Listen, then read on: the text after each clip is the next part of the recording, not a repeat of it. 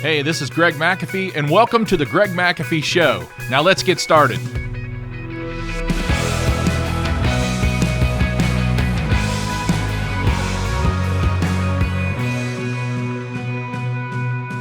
Hi, and welcome back to the Greg McAfee Show, where we discuss steps to a successful entrepreneurship, how to take your business to new heights, and ultimately follow your dreams. Today, we're going to be discussing the book, Greatness. Now, let me tell you a little bit about the book. Dr. David Cook, and I'm just going to read his bio because it's important. Dr. David Cook is a peak performance coach in the field of sport and performance psychology. It's not too often you run into someone and you say, what do you do? Because that's for you guys out there. I mean, that's one of the first things we say when we meet someone new. What do you do? What do you do? And they say, I'm a sport and performance psychology coach. He served as mental training coach for the San Antonio Spurs back in the late 90s through 2004. Included 2 world championships. He's coached performers from the PGA, NBA, NFL, MLB, Olympics, and collegiate national championship rankings. His business clients have included some small companies like Exxon, Sprint, Merrill Lynch, and many other Fortune 500 companies. Back in the early 2000s, he released a best-selling novel called 7 Days in Utopia, Golf's Sacred Journey. And I'll tell you, if you've not read that book or watched the movie, 7 Days in Utopia, it's definitely worth reading or watching. I recommend it highly. The book was made into a movie, and it starred Academy Award winners Robert Duvall and Melissa Leo, and it was released back in 2011. I still recommend watching it. It's 10 years old, 11 years old, still recommend watching the movie. It's got some good life-changing moments in it. Good for business, good for life. And he served as the executive producer and screenwriter on that project. Dr. Cook has represented the U.S. and International Olympic Academy in Greece. He served as the president of the National Sports Psychology Academy and was recently named the top 10 mental game consultants. Now, that's what we're going to talk a little bit about today, is the mental game. He was named that by Golf Digest magazine. He served as mental training coach for the San Antonio Spurs for 8 seasons, including 2 of their world championships. Now, Dr. Cook is a very unique guy, and he wrote this book called Greatness, which you can see by the front of the book. He's pretty humble. It's a very unique book. You're not going to find it on a bookshelf for $19.95. You're not going to find it on a bookshelf even for $29.95. Again, he's a unique person. It's a unique book. If you just Google the book, Greatness by Dr. David Cook, you'll find out more how to purchase one. Let's just leave it at that. It's the only book, by the way, I've ever read that has one of the final chapters is taped closed, and you have to cut the piece of tape that's closing the chapter if you make that choice to get to the next level. Now, if that doesn't get your attention, I don't know what will, but it's just a very unique book, and explains a lot of his success in what he does and some of the people he's had the privilege to work with. So he talks a lot in the book about mental toughness, and I'm I'm all about mental toughness. I've been through some things in my life that just, you had to learn how to be mentally tough. I don't care if it's, Paris Island, Marine Corps boot camp, the Marines themselves, being raised in a home like mine, dealing with starting a business from scratch and dealing with just daily issues in a business, to what happened to me in 2020, where I've talked about this before, where I posted something very insensitive on Facebook and I got attacked by the cancel culture crowd.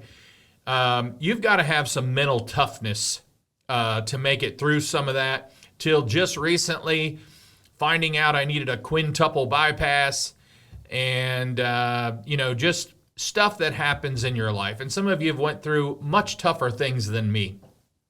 And so we talk a little bit about mental toughness.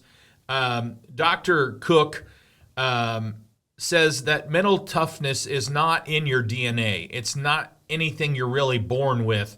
It's more about experiencing and handling adversity, distractions, and interference.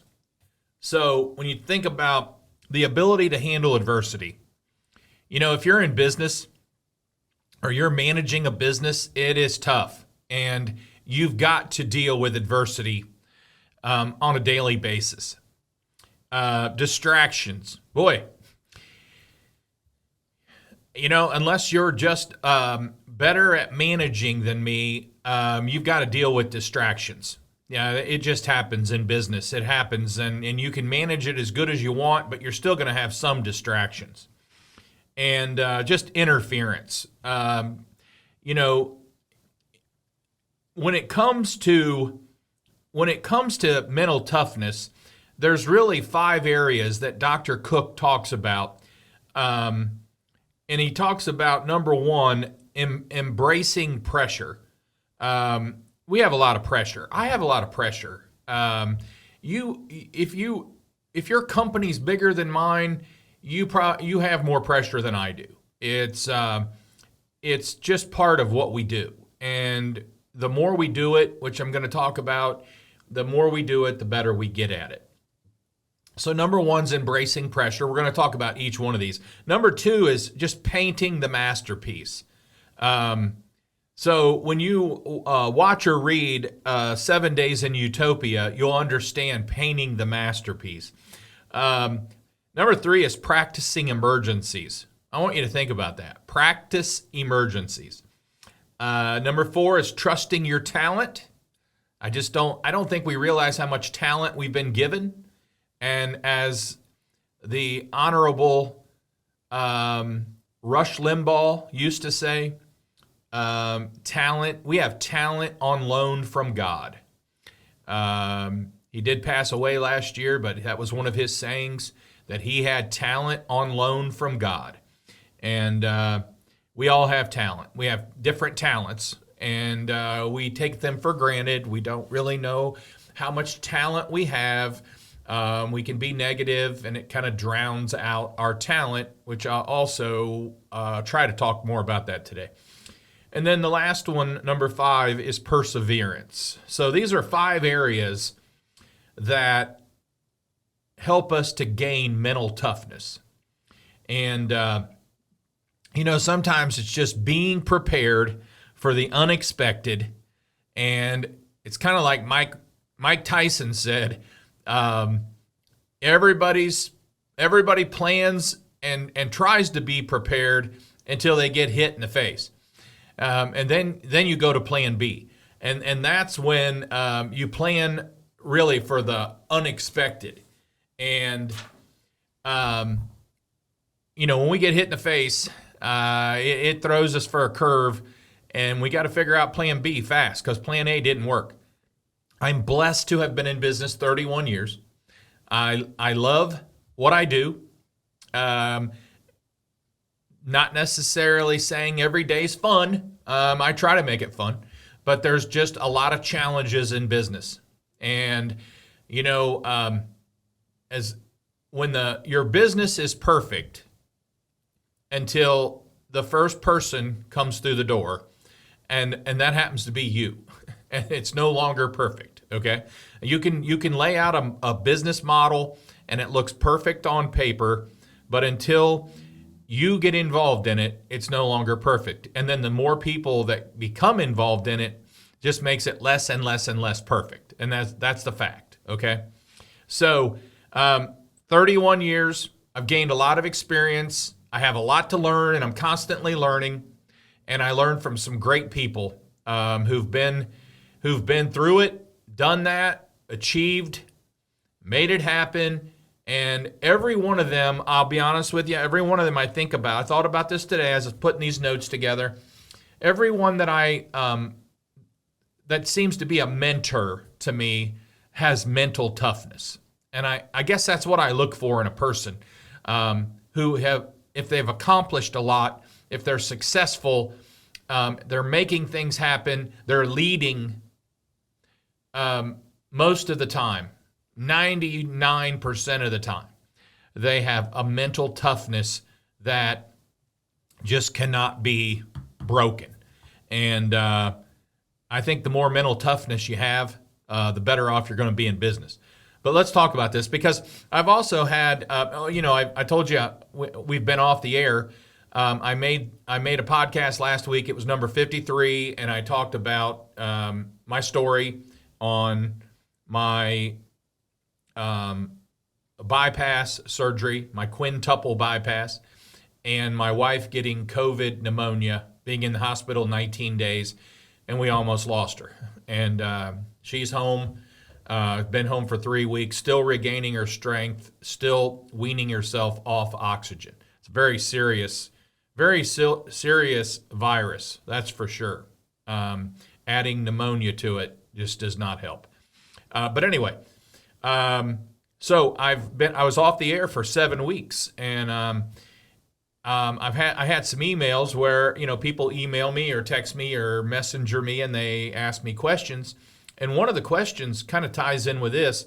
Matter of fact, it does tie in with this, and it's going to tie in with Dr. Cook's wisdom, which we're talking about his book, Greatness. One of the questions was, how can I get better at dealing with pressures and emergencies the first part of my day? Boy, I just had to laugh, because I don't know how many times in 31 years that we had pressure or an emergency the first part of the day. The first time, whether you get out of your vehicle to walk into your business, you could have an emergency before you even leave the house sometimes. Everybody knows, everybody's got a phone call. Hey, I pulled into the parking lot, and so-and-so's truck's here. He left all his stuff, his phone, everything, just parked the truck. Well, so-and-so's got a full day of service calls. You think that's not pressure? Regardless of whether they took the high road or the low road.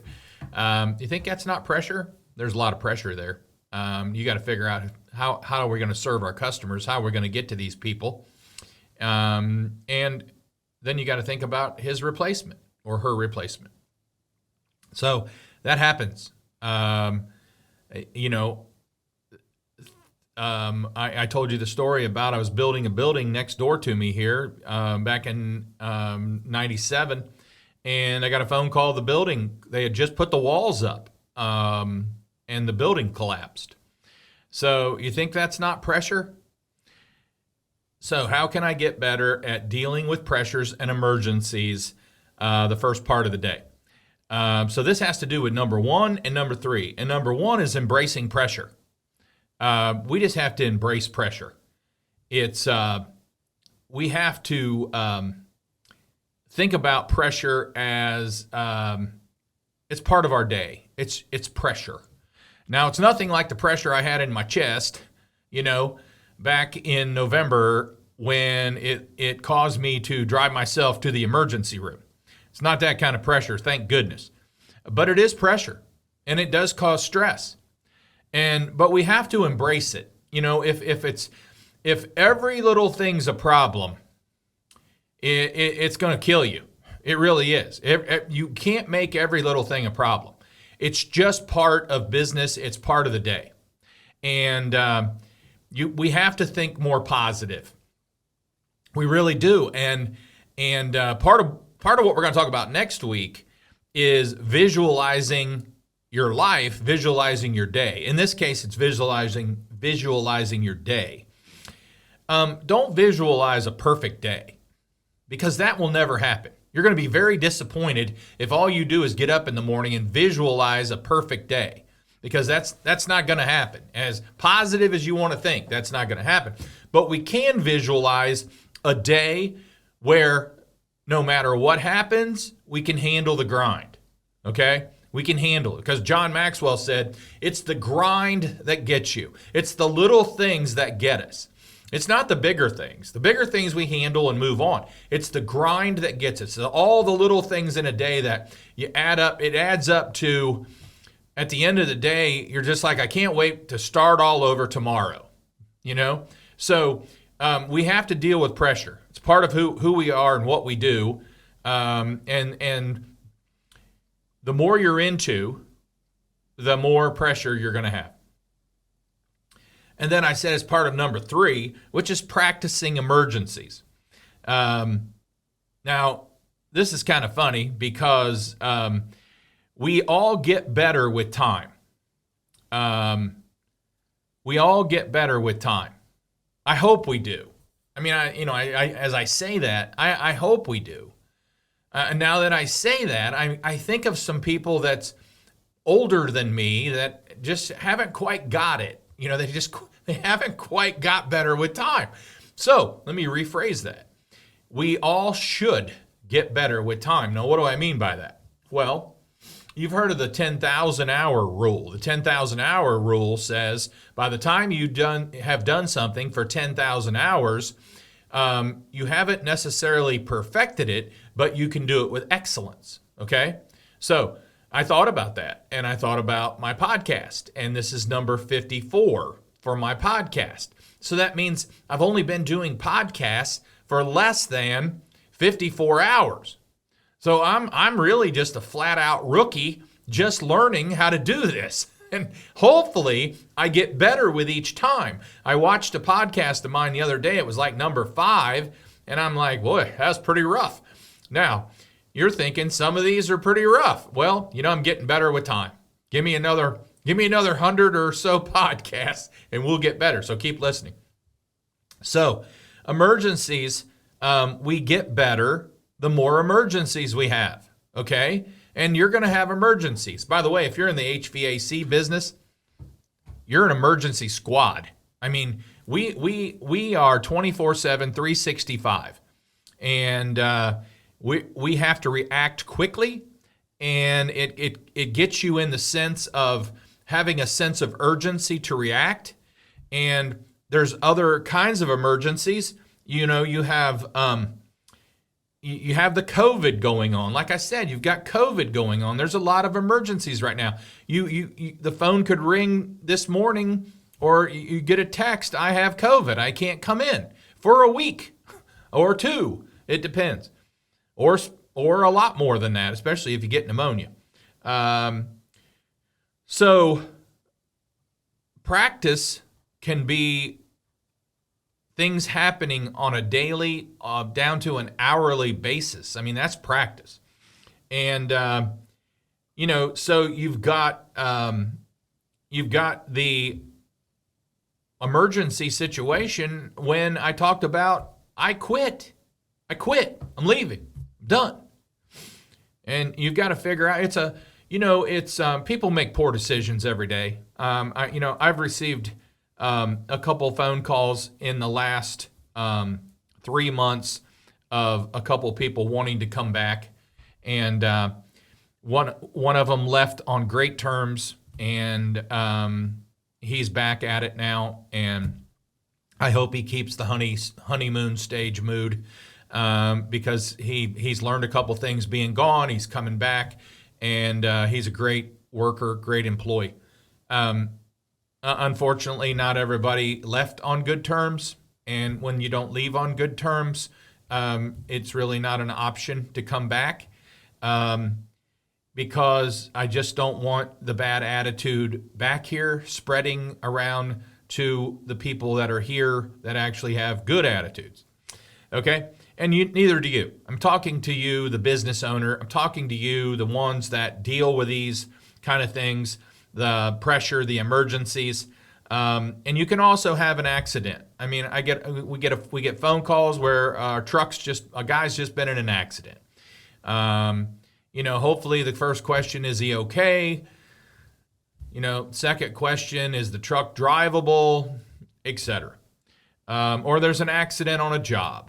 It could be lack of following directions, lack of safety rules, lack of not thinking, or it's just an accident. I mean, it's just an accident. Something could fall on you. Who knows? My advice is, though, don't use trucks for ladders, and don't huff keyboard cleaning spray while you're driving, and those types of things that we've had happen. So, and we've had happen, a furnace blew up. I mean, a furnace blew up. So you've got to react. It's an emergency. It happens. Okay. And also we talked about stress. There's a couple with the pressure and what Dr. David Cook talks about, mental toughness. All these things are mental toughness. It's, trusting your talent. You've got to be confident in who you are. You've got to be confident in what you do. And you have to be confident that you're able to handle emergencies. I coached someone at one time who was very afraid to make a mistake. And I kept trying the best I could, try to get down to, why are you afraid to make a mistake? And it was just, you just didn't make mistakes in his household growing up. And you weren't free to make a mistake and learn. So making a mistake was the end of the world. That you make a mistake, it's over. And I'm glad I don't think that way, I'll be honest with you, because it'd been over a long time ago, because I make a ton of mistakes. So it's trusting your talent. And if you're a believer in God, pray that you can strengthen your talent and understand your talent. What is your talent? What are you called to do? And then be confident in that and work it and use your talent. Don't hide it. Use it. It's there for a reason. And then just, we talked about perseverance, just plain old perseverance of just keeping on, keep going. We don't quit. Quitting is not an option. And I told my kids growing up, when they played sports, they might have went out for a sport that they didn't care for. And I told them, you don't have to go out next year, but you're going to finish the year. You're going to finish the sport. And a couple of times they ended up going back out the next year. So, but they didn't quit. Quitting's not allowed. Okay. In the same way here, I just look down upon quitters. Winners never quit, quitters never win. And so we just keep plowing ahead. The good old perseverance of just keep going, keep pushing, keep moving. So back to the stress, the pressure. When I think of pressure, I think of stress. It's just pressure. Pressure to get something done. Pressure to have enough people to do it. Pressure to have enough money. Pressure to be home on time for your family. There's a lot of pressure running a business, more than most people can comprehend, and it's real easy for someone who doesn't own one to tell you how to do it, okay? I was an expert on raising kids before I had any. So when we talk about just a few things here to talk about pressure, is pay attention to your own body stress signals. I told you that I had pressure in my chest for 3 to 4 or 5 days. I thought it was just stress. I'm glad I paid attention to it Saturday, November 20th morning and drove myself to the emergency room, but I probably should have done that a day or two before that, and I didn't. And I'm just glad I did, because I'd have a different story today if I wouldn't have. Also, deal with stress head on. Deal with pressure head on. Don't procrastinate.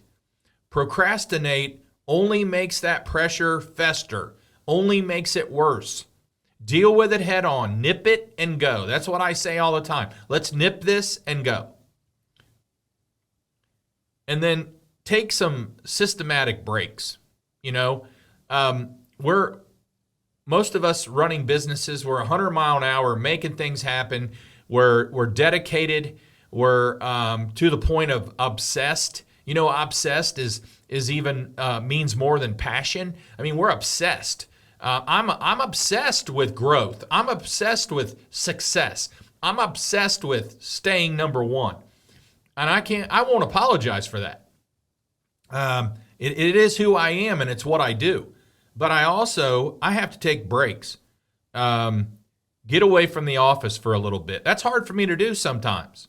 Get away from the office a little bit. And also, especially since my surgery, adopt a healthy lifestyle. Eat better. Cut out the fast foods and the greasy stuff. Definitely didn't help me. Even though they said 80% was hereditary of what caused this, I'm sure I could have ate better and ate less. That's for sure. So exercise. Exercise some, walk around your building, do something, and eat better. And then try to achieve the work-life balance. That's very hard for a lot of people, but it's with my son Travis being the field manager here. I tell him when you drive home. When you drive home, I said you got a 30-minute drive home. It's chill time. When you walk through that door, turn it off and enjoy some time with your wife. And so you got to have a good balance of work. You got to have a good balance of life, home, all that kind of stuff. And some people it's all work and very little life. And some want it this way. I want to do all this. Well, in order to do all this, you've got to have a little bit more of this, okay? That's what pays to do all this. But if you can get to this point here, you're going to be happy at work, happy at home. If you for me, I can be a perfectionist, and we have to keep that in check. I want things done a certain way. I like things done a certain way. And for 31 years now, I know what works. So when I pass the baton on to someone else, it's very difficult for me because I like it done a certain way. But I've had to learn, which is the last one here to help with pressure, is to delegate and reduce your workload. And as long as I trust someone, I have no problem delegating it. But the minute they give me a reason to not trust them, then it's really hard for me to delegate, and I'm holding on to things. Maybe you're like that, maybe you're not. Maybe you delegate well. Maybe you don't delegate at all. But we all need to work on that. It definitely helps. I just expect a lot. My name's on the front door, and I know a lot of you do too. So just some stuff to think about that, Dr. Cook, Dr. David Cook just makes a difference in his book. His book is much better than I just gave you here. basically the last few minutes of just a little bit of stuff in his book. And then I've added some stuff that helps me and can help you on your daily walk in business. And because business is definitely a walk. It's a journey, and we learn as we go. Just like the 10,000 hour rule, the first 3 or 4 or 5, 6, 7, 8, 9, 10, I didn't know as much as I thought I knew in business. I had extremely slow growth, slower than most people, especially today. I see some of these posts where these companies are going to 7 million in 3 years. I mean, it took us 25 years to go to 7 million in Dayton, Ohio. So as I got better and better and better and kept learning and making mistakes and visualizing doing better, of course, a lot of prayer each day for me, but visualizing the business doing better, visualizing the goal revenue, visualizing the customers we have, visualizing the employees we want, visualizing the attitude we want among our team. Very important, those types of things. And that's exactly, before we wrap up, I'm getting ahead of here a little bit, but I'm going to go ahead and go this route. Before we wrap up, if you're watching on YouTube, don't forget to like or subscribe below. You can also support this podcast by rating and reviewing on iTunes or your preferred platform. Keep listening, because just these little nuggets of information is going to help you run a more successful business, and as always, sleep better at night. And don't forget to follow us on Instagram and Facebook at The Greg McAfee Show, no spaces or underscores. Now be sure to tune in next week, because we're going to talk about another book, which I am definitely into. I read this book probably 20 years ago, and I read it again 10 years ago, and now I'm really getting into it. And it is the bestseller, over 200 million sold, Think and Grow Rich by Napoleon Hill. I've also starting a program with Travis each morning, and it's the action guide to go through. Now, when you think about that, I mean, this book was written back in the early 1900s, where Napoleon Hill was challenged to go out and interview some of the most successful people of that day. And he interviewed somewhere between 50 and 75 people. Think and Grow Rich. Rich is not necessarily money. It's not necessarily about money. Matter of fact, when he titled the book, he was debating on whether to actually call it Rich, because he didn't want people thinking, read this book and you'll be rich. However, a lot of people that have read the book, studied the book, are rich because of the book. But simply put, thinking rich involves having a mindset of abundance and wealth rather than our usual thoughts of failure and poverty. Rather than exclusively using the power of your conscious mind, we could sow the seeds of our success by planting the proper thoughts into our all-powerful subconscious. So I'll just leave with this. God made our brain. Our brain has more potential and more power than any computer that has been made or will be made. We just don't tap into the source. We don't use our subconscious mind the way we can, and we just do not. We're filling our minds with a lot of junk and a lot of wasted time. I know I am. But Napoleon Hill talks in this book about thinking different, think different, change your life. Change your thinking, change your life. And it's just a great book, which I'm going to talk about next week. So be sure to tune in. Thanks for listening.